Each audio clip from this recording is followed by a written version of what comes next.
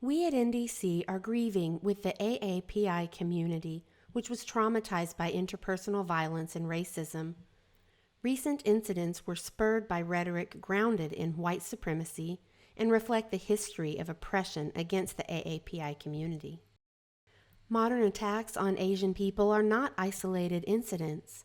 Since the beginning of the pandemic, the number of crimes against the AAPI community has been rising due to racist messaging about the origins of the virus. This reached a new high March 16th in Atlanta, when 8 people lost their lives in a series of shootings motivated by racism and sexism. AAPI people are not all the same, and there are still huge disparities in the lives of different AAPI groups.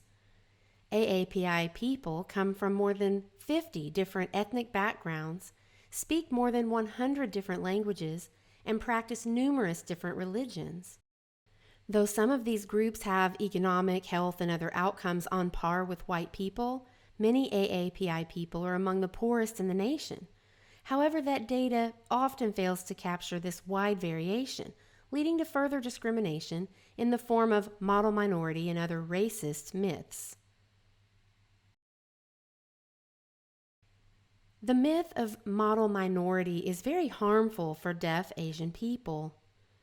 At NDC, we reported on deaf people in employment in the United States, and it reveals continued economic disparities for AAPI deaf people compared to their hearing peers.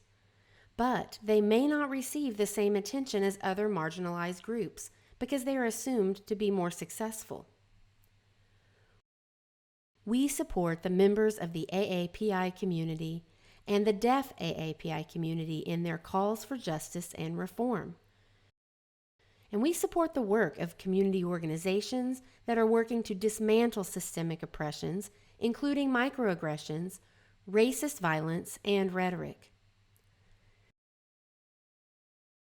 This list of information and resources has been shared across social media and may help you take action to combat anti-Asian violence.